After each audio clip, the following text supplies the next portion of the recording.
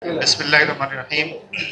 First of all, thank you to the organizers, Dr. Palat, Safi, and INFACC for inviting all of us for this wonderful gathering where we are not only learning about Islamic finance, Islamic microfinance, but different models. We have been hearing a lot about different models since morning. And Alhamdulillah, we had veterans who have had experience of their lifetime, and we have been getting enriched by their experience and their knowledge.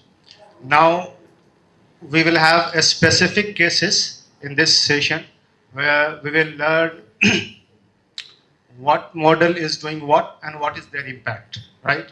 So the name of this session is microfinance models in different states. Although when you look at the schedule, it's not microfinance model per se, but it's interest-free microfinance or interest-free finance. But nevertheless, it's not an issue. So we will go with the flow. I just want to make this confession that I'm little stressed because in this whole presentation, a lot of veterans in the industry and seniors of mine are presenting their cases. So on me, it's a big tough job for me. But I'll try to be honest with my responsibility, and I'll not be fearful or I'll not be do any favor. Okay. So if I stop anyone, be it my colleague or my seniors, I think they won't be offended. So there was some request from audience side that a few people are from outside Kerala and few people are from Kerala. Most of them are from Kerala. So should we have regional language discussions? But I think organizers are not interested because it's a national seminar. So we should focus in English language. But I mean, people who are in the audience, they can always ask questions from their own comfort language. So that is not an issue. So moving forward, so we have Dr. Nasreen KK, Secretary INFACC, Rashid Sharif Saab, CEO Rapper, Bangalore, Usama Khan Saab, CEO Sahulat Microfinance Society, New Delhi. We have one absentee presenter, Sarvat from Sarvat. He will not be presenting his presentation. Then we have Sayyum Khan Sahab. He is from Albarka, Ahmedabad. Then we have Tausif Ahmed Sahab. He is from Kashmir. He is from Crescent Cooperative Credit Society, Kashmir. Then we have Abdul Kareem EV INFACC STS. He's from Kozhikode itself. Then we have Shabeen K, Manager Alternative Investments and Credit Limited AICL from Kerala itself. Then we have Fatima Nofa, Safi Institute of Advanced Studies.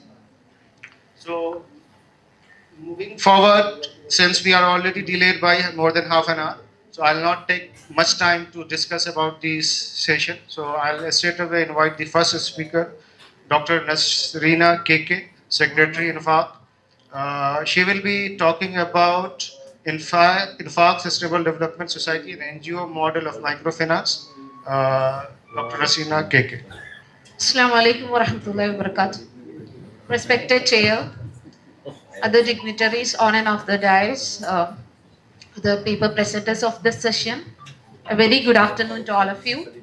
Myself, Nasreena, I'm the Secretary of INFACC Sustainable Development Society, and right now I'm also a postdoctoral researcher under Chief Minister's Navakerala Postdoctoral Fellowship in Research Department of Economics, Government Arts and Science College, Calicut. So I would like to present the paper regarding INFACC Sustainable Development Society on the title INFACC Sustainable Development Society, an NGO framework to reshape the conventional boundaries. So all of us know that in the previous presentations and sessions, we have gone through the different benefits of microfinance, and all of us know that it is a very good alternative for implementing the sustainable development goals. But on the same time, the problem of interest is the huge question behind fulfilling this good objectives. So it is a good model, but the problem of interest is a question. So different committees, including the Committee on Financial Sector Reforms of Planning Commission of India, suggested to introduce interest-free microfinance at different level, including banking. So, interest-free microfinance was originated during 1970s, as we know. In India, mainly the NGO model, neighborhood groups, and cooperative society model is functioning in under microfinance sector. So the objective of the paper is to navigate the framework, landscape, functions, and performance of INFACC Sustainable Development Society as an NGO model, and give a bird's eye view on the function of the society, and also to trace the contribution of INFACC Sustainable Development Society in achieving sustainable development. So what INFACC? INFACC is an NGO registered under Societies Act 2012.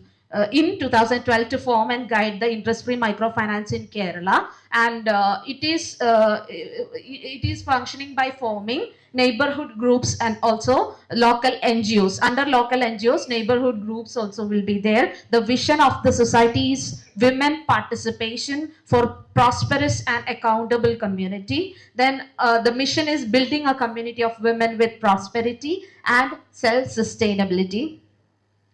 The objectives of the society is to lead and monitor interest-free microfinance in Kerala and promote alternative economic cooperative activities, and develop a robust neighborhood system, and also to formulate participatory economic activities and projects, empower women, foster human values, leadership skills, and social service, and provide training and financial assistance, and also to establish participatory social security schemes.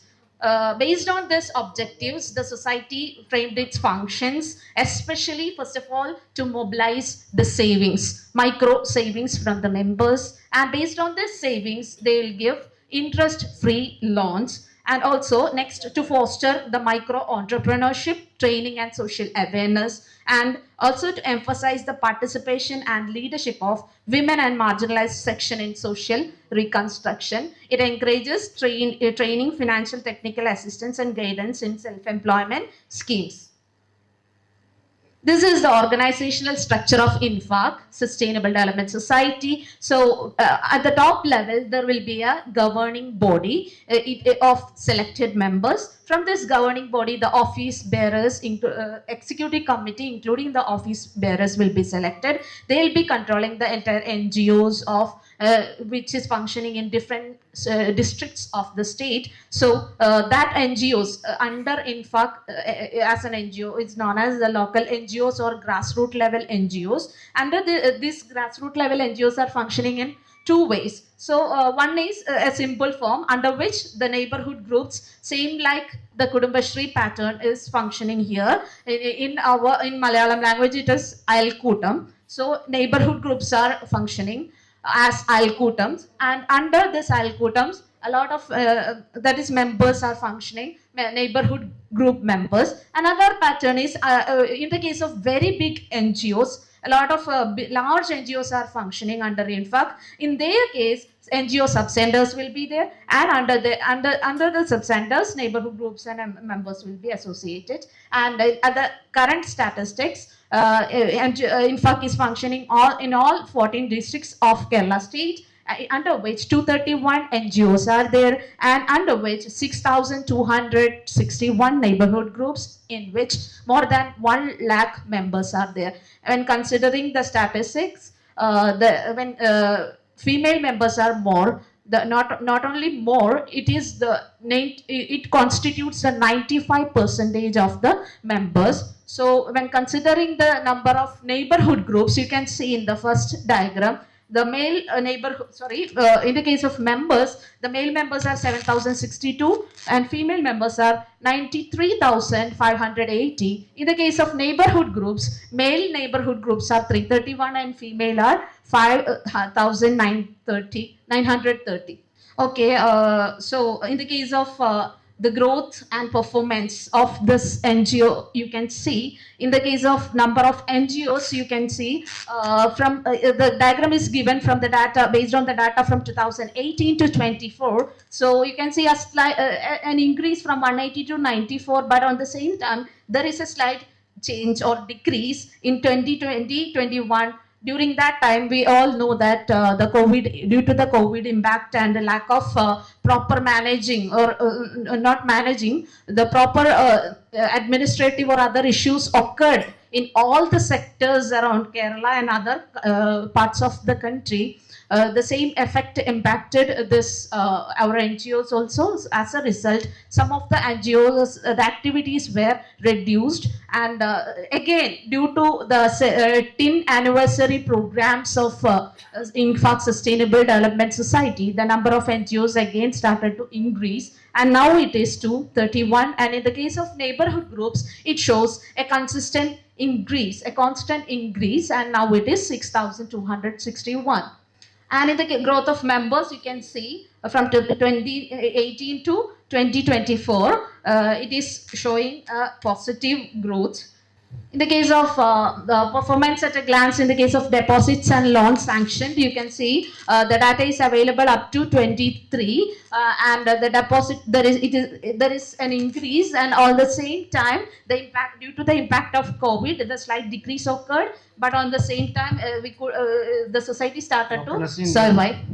Okay, so you can see the same increase in the sanctioning loans. Loans, more than 100 crore loans were sanctioned, and the purpose of loans mainly 20% is self-employment, and more than 20% is for consumer durables. Self-employment loans are providing, I already told, 20% of the loans providing for self-employment, and society is also collaborated with Baitu Zakat Kerala, People Foundation, and the national agencies like NABARD. And based on that, Baitu Zakat also sponsoring by giving subsidies to the members who are deserving zakat. So the 65% is providing by the society, subsidy also providing by 25%, and 10% is their contribution to ensure the participatory approach. And this is the self-employment scheme in collaborated with the Baitu Zakat amount and the number. About 100 in 2 years, self-employment loans were provided. And these are the activities of the society, different activities including the vocational training, employment scheme programs, and anti-drug activities, medical camps, neighborhood fest, etc. are organizing by the society from the different parts. These are the self-employment schemes of the NGOs, and different events are organizing. So let me sum up by major findings. The model reduced the dependence. The first important impact is sustainable growth. The model reduces the dependency on high interest loans. We all know, enhances savings, promotes financial literacy and inclusion among members on an average. The increase of the number of members is 7,607 per annum. It constitutes a 10% increase, and 95% of members are women, and only the default rate is 0.5%. And another important finding, that is the financial resource mobilized. 193 crores are mobilized in the within 5 years. Okay. Within 30 seconds. Okay, fine. Then self-employment scheme. So you can see from the deposits mobilized, 176% is allotted for the loans, and community impact also one of the important thing in education and other activities.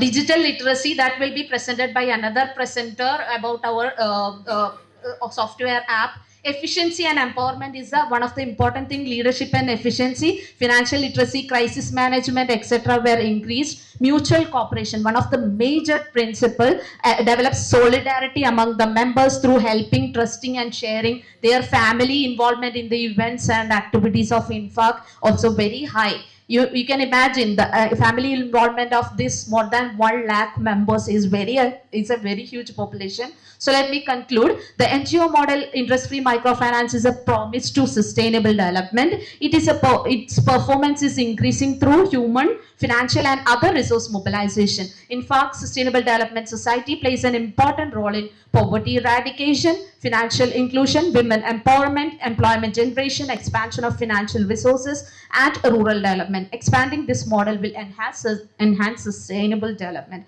Thank you for patiently listening to my paper. Thank you very much from the part of INFACC.